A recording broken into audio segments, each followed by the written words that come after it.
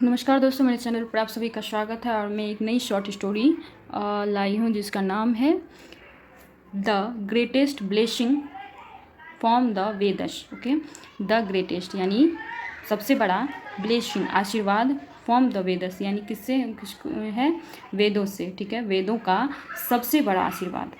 तो इसका क्या डिफिनेशन है, इतने बड़े छोटा सा स्टोरी में आपको पता चल जाएगा। Once a prince went to the forest to hunt. Okay, एक बार एक राजा गया कहाँ, टू द फॉरेस्ट यानी जंगल में शिकार करने के लिए। हंट यानी शिकार करना होता है। एज ही रिच्ड यानी जैसे ही वह पहुँचा, फॉर्म सम प्रे फोर सम प्रे यानी के लिए, कुछ शिकार के लिए। जैसे ही वो पहुंचा कुछ शिकार के लिए, फोर यानी के लिए। He spotted something moving near a hermitage. वह स्पॉटेड यानी पहुंचा, वहाँ पे स्पॉट किया, समथिंग कुछ, मूविंग यानी हिलना डुलना को कहते हैं मूविंग, नियर यानी नज़दीक, अ हर्मिटेज एक आश्रम के नज़दीक कुछ हिल रहा था, वो स्पॉट किया, वो देखा या फिर वहाँ पे रुका। Mistaking that to be a deer यानी गलती से कि बी अ डियर यानी हिरन। ठीक है, वो समझा गलती से कि एक हिरन है। The prince shoot his arrow. राजकुमार ने शूट किया अपने तीर से। ठीक है, एंड और टू हिज शॉक यानी वह शॉक में रह गया, यानी उसको झटका लगा। कैसे, क्यों झटका लगा वो, क्योंकि उसने तो हिरन का शिकार किया था, तो झटका तो नहीं लगना चाहिए। लेकिन रियलाइज्ड हुआ, एहसास हुआ कि था एक बॉय, एक लड़का था, हु रेसिडेड यानी जो रेसिडेड इन द आश्रम। रेसिडेड यानी क्या होता है, रहते हैं, जो कहाँ रहते हैं, आश्रम में। रिजाइडेड, रेसिडेड ने रिजाइडेड, जो आश्रम में रहता है वही लड़का था। ठीक है, उसको रियलाइज हुआ यानी वो देखा होगा वहाँ के जाके जो किसको शिकार किया है।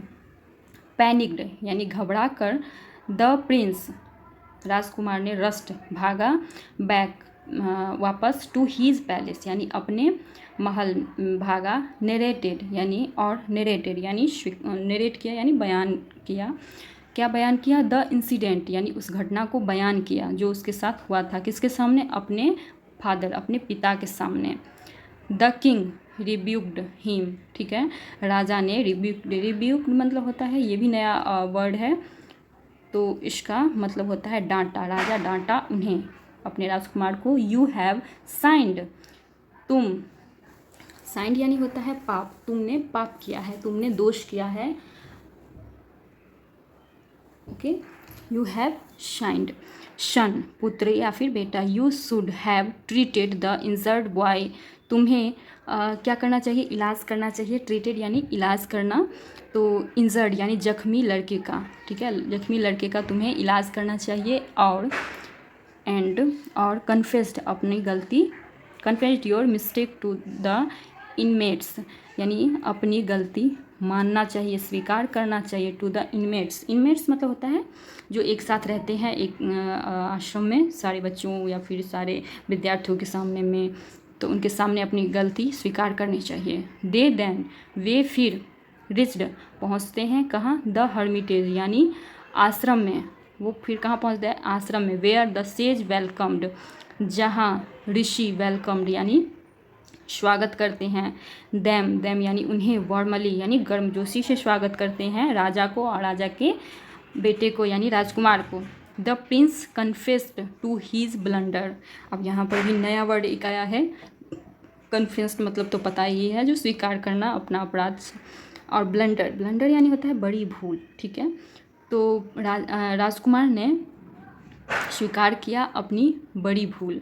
द सेज कामली सेड, ऋषि ने शांति से कहा, क्या कहा, I don't think any of my students are injured, मतलब मेरे हिसाब से, आई डोंट थिंक यानी मेरे हिसाब से कोई भी मेरा विद्यार्थी या छात्र इंजर्ड हुआ है यानी जख्मी हुआ है, कोई भी मेरे हिसाब से मेरा विद्यार्थी जख्मी नहीं हुआ है। Then he paraded his student in front of the king and the prince, फिर वह पैरेडेड यानी एक कतार में जो लगाते हैं, तो कतार में लगाया सभी को, यानी अपने स्टूडेंट को, अपने विद्यार्थियों को। कौन, ऋषि ने कहाँ, in front of the king, राजा के सामने, ठीक है, राजा के सामने सभी को खड़ा किया, अपने छात्रों को, एंड द प्रिंस यानी राजा और राजा के राजकुमार के सामने, टू हीज शॉक, वह शॉक हो गया यानी उसको झटका लगा क्या चीज़ के, या फिर अचंभित हो गया क्या, the Prince found the boy, found यानी पाया, boy he shoot standing in front, यानी राजकुमार को झटका लगा ये देखकर कि फाउंड यानी पाया, द बॉय जो लड़का था, ही शूट जिसको उसने शूट किया है वो खड़ा है उनके सामने में, ठीक है, फ्रंट यानी सामने खड़ा है, स्टैंडिंग यानी खड़ा होना,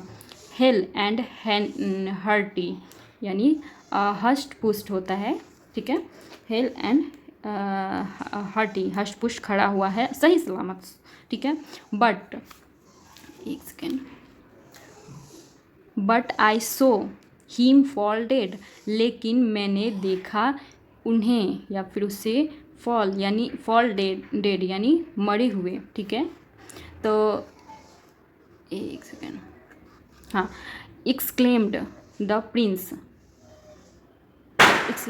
एक्सक्लेम्ड द प्रिंस यानी प्रिंस ने बताया सारी बातें, द सेज एक्सप्लेन्ड, यहाँ पर एक्सप्लेन यानी होता है समझाया या फिर एक्सप्लेन किया सारी बातों को, कि सन यानी पुत्र, आवर लाइव्स यानी मेरा हमारा जीवन, आर डिफाइंड, डिफाइंड यानी होता है परिभाषित, डिफाइंड यानी होता है हाँ हमारा जीवन परिभाषित, डिफाइंड एंड गाइडेड यानी परिभाषित और निर्देशित है, बाय किसके द्वारा, द वेदस, अब यहाँ पे आया टाइटल, जो हमारा जीवन क्या है, वेदों के द्वारा परिभाषित और निर्देशित है, एज अ ब्लेसिंग यानी आशीर्वाद के रूप में, ओके, आशीर्वाद के रूप में, we don't face any untimely death यानी हम नहीं सामना करते हैं कोई भी अकाल मृत्यु, हमें कोई भी सामना नहीं करना पड़ता है, ऐसा कोई भी अकाल मृत्यु का हमें सामना नहीं करना पड़ता है, ऐसा किसने बताया, ऋषि ने। तो ये था वेदों का ज्ञान, वेदों की ब्लेसिंग यानी आशीर्वाद। तो वो उस लड़के को कुछ ऐसा नहीं हुआ था। ये स्टोरी आपको अगर अच्छी लगे तो लाइक करिएगा, और अगर और ऐसा ही और कहानी अगर सुनना चाहते हैं तो हमें कमेंट करिएगा। नमस्कार।